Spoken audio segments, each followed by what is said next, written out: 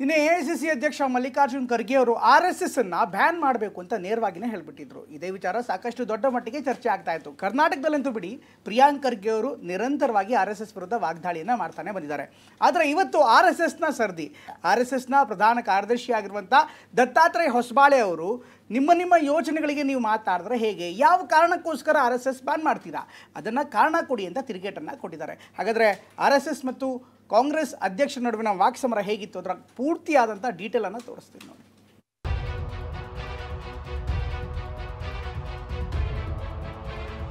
लगाना चाहिए, उन्होंने कई बार प्रयत्न किया था. ಬಹಳ ಒಂದು ಆತಂಕಕಾರಿಯಾದಂಥ ಹೇಳಿಕೆ. ದಾಖಲೆಗಳು ಸಾಕ್ಷಿಗಳು ಇಟ್ಕೊಂಡು ಹೇಳಿರ್ತಾರೆ. ಕಾಂಗ್ರೆಸ್ ಹಾಗೂ RSS ನಡುವಿನ ತಿಕ್ಕಾಟ ಮತ್ತೆ ಮುಂದುವರೆದಿದೆ. ಅಸಲಿಗೆ ಈ ವಿಚಾರ ಶುರುವಾಗಿದ್ದು ಸಚಿವ ಪ್ರಿಯಾಂಕ್ ಖರ್ಗೆ ಅವರಿಂದ. ಈ ಹಿಂದೆ ರಾಜ್ಯ ಸರ್ಕಾರ RSSಗೆ ಕಡಿವಾಣ ಹಾಕಬೇಕು ಎಂಬ ಉದ್ದೇಶದಿಂದಲೇ ಆದೇಶವೊಂದನ್ನು ಹೊರಡಿಸಿತ್ತು. ಸರ್ಕಾರಿ ಜಾಗಗಳಲ್ಲಿ ಯಾವುದೇ ಸಂಘಟನೆಗಳು ಚಟುವಟಿಕೆ ಮಾಡಬೇಕಾದ್ರೆ ಪೂರ್ವಾನುಮತಿ ಕಡ್ಡಾಯಗೊಳಿಸಿತ್ತು. ಆದರೆ ಸರ್ಕಾರದ ಈ ಆದೇಶಕ್ಕೆ ಧಾರವಾಡ ಹೈಕೋರ್ಟ್ ಪೀಠ ಮಧ್ಯಂತರ ತಡೆಯಾಜ್ಞೆ ಕೊಟ್ಟಿದೆ. ಅಷ್ಟಕ್ಕೂ RSSಗೆ ಕಡಿವಾಣ ಹಾಕಬೇಕೆಂಬ ಚರ್ಚೆ ಹುಟ್ಟು ಹಾಕಿದ್ದೆ ಸಚಿವ ಪ್ರಿಯಾಂಕ್ ಖರ್ಗೆ. ಇದೀಗ ಪ್ರಿಯಾಂಕ್ ಬಳಿಕ ಮಲ್ಲಿಕಾರ್ಜುನ ಖರ್ಗೆ RSS ವಿರುದ್ಧ ಹೊಸ ಅಸ್ತ್ರ ಬಿಟ್ಟಿದ್ದಾರೆ.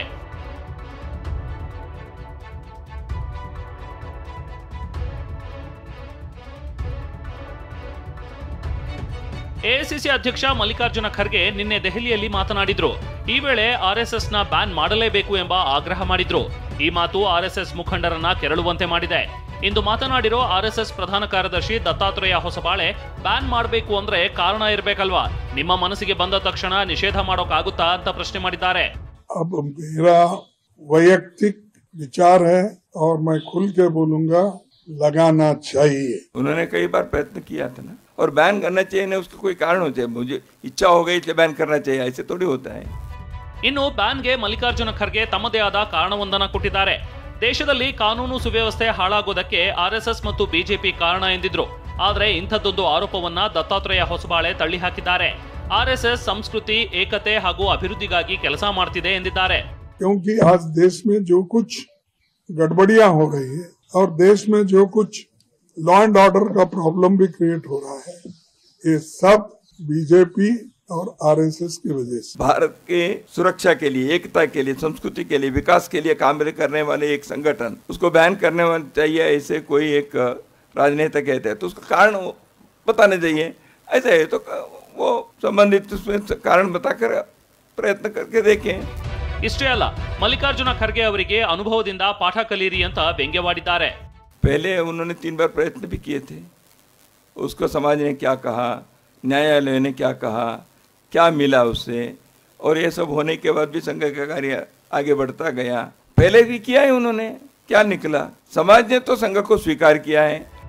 ಇಷ್ಟೇ ಅಲ್ಲ, ರಾಜ್ಯ ರಾಜಕಾರಣದಲ್ಲಿಯೂ ಖರ್ಗೆ ಹಚ್ಚಿದ ಕಿಚ್ಚು ಧಗಧಗಿಸ್ತಾ ಇದೆ.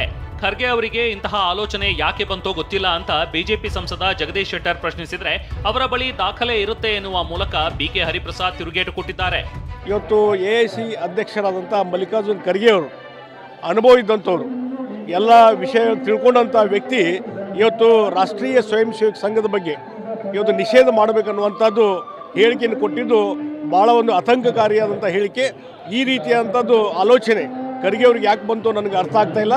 ಈಗ ಮಲ್ಲಿಕಾರ್ಜುನ್ ಖರ್ಗೆ ಸಾಹೇಬರು ಕಾಂಗ್ರೆಸ್ ಪಕ್ಷದ ಅಧ್ಯಕ್ಷರು, ಅವರು ಇದ್ರ ಬಗ್ಗೆ ಹೇಳುವಾಗ ಬಹಳ ದಾಖಲೆಗಳು ಸಾಕ್ಷಿಗಳು ಇಟ್ಕೊಂಡು ಹೇಳಿರ್ತಾರೆ. ಇನ್ನು ಚಿತ್ತಾಪುರದ ಬಳಿಕ ಯಾದಗಿರಿ RSS ಪಥಸಂಚಲನದ ವಿಚಾರವು ಕಗ್ಗಂಟಾಗುವ ಲಕ್ಷಣಗಳು ಕಾಣ್ತಿವೆ. ಯಾಕೆಂದ್ರೆ ನವೆಂಬರ್ 4ರಂದು ಕೆಂಬಾವಿಯಲ್ಲಿ RSS ಪಥಸಂಚಲನ ನಡೆಯಲಿದೆ. ಇದಕ್ಕೆ ದಲಿತ ಸಂಘರ್ಷ ಸಮಿತಿ ವಿರೋಧ ವ್ಯಕ್ತಪಡಿಸಿದೆ. ಅನುಮತಿ ಕೊಡಲೇಬಾರದು ಅಂತ ಪಟ್ಟು ಹಿಡಿದಿದೆ. ಈ ಸಂಬಂಧ ಯಾದಗಿರಿ ತಾಲೂಕು ಆಡಳಿತ ಶಾಂತಿ ಸಭೆಯನ್ನು ನಡೆಸಿದೆ. ಆದರೆ DSS ಮಾತ್ರ ನಾವು ಕೂಡ ನವೆಂಬರ್ 4ರಂದೇ ಪಥಸಂಚಲನ ಮಾಡ್ತೀವಿ ಅಂತ ಬಿಗಿಪಟ್ಟು ಹಿಡಿದಿದೆ. Bureau report TV9.